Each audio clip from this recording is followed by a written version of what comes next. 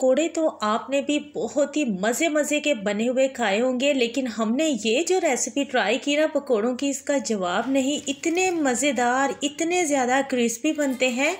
ये जो तरीका है पकोड़ों बनाने का हमें इतना पसंद आया, हम आपको बता नहीं सकते। एक बार इस रमज़ान में आप बनाकर दस्तरखान पर रखिएगा, इंशाल्लाह ताला रोज़ेदार आपको दुआ देंगे। इतने पसंद आएंगे आपके घर वालों को, इंशाल्लाह आप बार बार बनाकर खाएंगे। अस्सलाम वालेकुम, मैं हूँ किरण और आप देख रहे हैं यूट्यूब चैनल किरण के देसी खाने। आज हम आपके साथ 5 डिफरेंट स्टाइल पकोड़ों की रेसिपी शेयर करेंगे। इतने गजबनाक, मज़ेदार, टेस्टी पकोड़े बनकर तैयार होते हैं। बिस्मिल्लाहिर्रहमानिर्रहीम। सबसे पहले बेसन तैयार करेंगे। 1 कप बेसन से हम इतने सारे पकोड़े बनाएंगे। 1 टीस्पून नमक डालेंगे, 1 टीस्पून डालेंगे हल्दी पाउडर, 1 टीस्पून डालेंगे कुटी हुई लाल मिर्च पाउडर, ना हो तो पिसी हुई लाल मिर्च का इस्तेमाल कर सकते हैं। 1 टीस्पून डालेंगे हम धनिया पाउडर। यहाँ पर हमने 1 गिलास पानी लिया है। थोड़ा थोड़ा करके पानी का इस्तेमाल करेंगे और अच्छी तरह से इसे मिक्स करेंगे। इसमें गुठलियाँ वगैरह नहीं होनी चाहिए। इसे बहुत ही अच्छा सा हमने बीट करना है। अच्छी तरह हम बेसन को बीट करेंगे, उतने ही अच्छे ज़बरदस्त क्रिस्पी और फूले फूले से पकोड़े तैयार होंगे। बिना इसमें मीठे सोडे के इस्तेमाल किए हम ये पकोड़े तैयार कर रहे हैं। मीठा सोडा वैसे भी हेल्थ के लिए अच्छा नहीं है, बस बेसन को आपने ज़्यादा बीट करना है। और ये देखें बेसन तैयार हो चुका है। चम्मच से जब उठाएंगे तो एक मोटी सी लेयर चम्मच पर इसकी आनी चाहिए। अब यहाँ पर हमने एक दूसरा बर्तन ले लिया है जिसमें हम आधा इसका मिक्सचर निकाल रहे हैं पकोड़ों का। वो इसलिए कि इसमें हम सिंपल पकोड़े, आपको क्रिस्पी पकोड़े जो प्याज वाले पकोड़े होते हैं वो बनाना सिखा रहे हैं।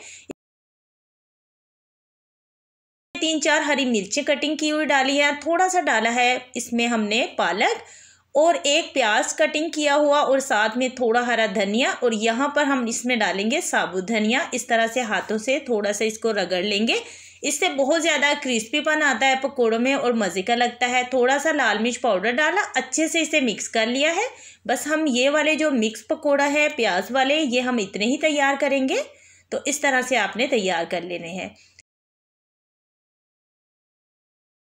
जो बाकी का बेसन है इसमें से हम 4 तरह के पकोड़े बनाएंगे। बैंगन का पकोड़ा, पालक के पत्ते का पकोड़ा और साथ में हम बनाएंगे गोभी का पकोड़ा। बेसन जब भी आप तैयार करें बस आपने 2 काम अच्छे से करने हैं। एक तो बेसन को आपने अच्छी तरह से बीट करना है, उसे थोड़ा टाइम देना है। सेकंड, आप जब इस तरह से पालक पत्ते का पकोड़ा बनाएं या इस तरह से बैंगन का पकोड़ा बनाए तो आपने बेसन को ज़्यादा पतला नहीं रखना। तेल को हमने पहले अच्छी तरह गर्म कर लिया है। सबसे पहले तैयार कर रहे हैं पालक के पत्ते के पकोड़े।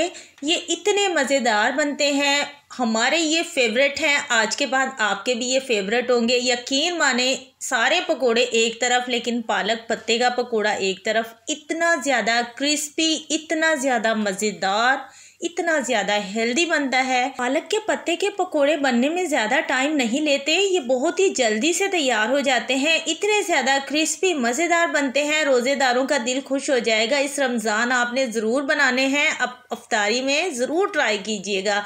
तो बस ऑयल से हमने बाहर निकाल लिए। अब नेक्स्ट हम बनाने वाले हैं वेजिटेबल्स के पकोड़े, जिसमें हमने सबसे पहले यहाँ पर गोभी के पकोड़े बनाए हैं। उसके साथ ही हम इसमें ही डाल देंगे इसी कुकिंग ऑयल में बैंगन।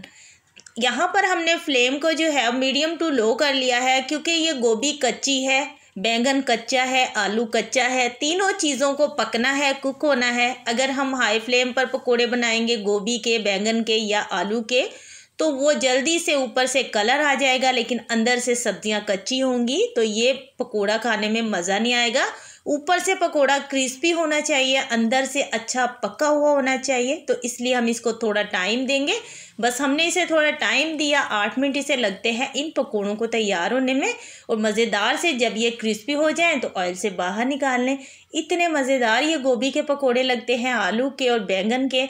कटिंग हमने बैंगन की इस तरह से की है, आलू की कटिंग इस तरह से की है। आपको जो पसंद है, गोल गोल कटिंग करना चाहते हैं तो वैसे कर लें।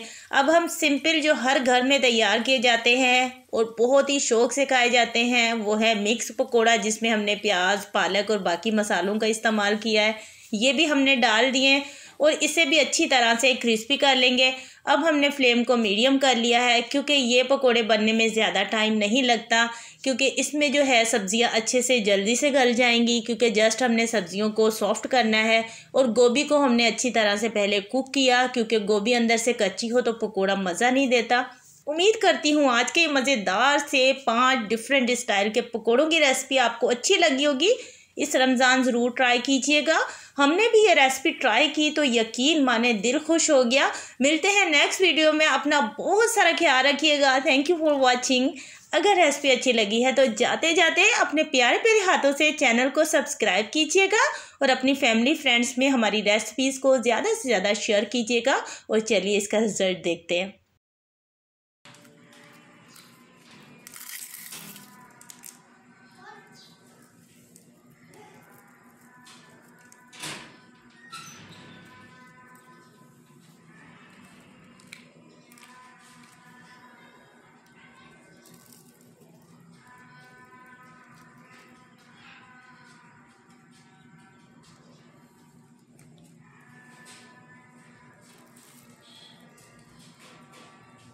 अल्हम्दुलिल्लाह, तो ज़रूर अच्छी लगी होगी आप सबको भी आज की रेसिपी, है ना। क्रिस्पी पकोड़े कितने ज़्यादा क्रिस्पी बने हैं। और ये देखें आलू का पकोड़ा फूला फूला सा, और अंदर से आलू जो है बिल्कुल अच्छी तरह से गला हुआ, और गोभी का पकोड़ा।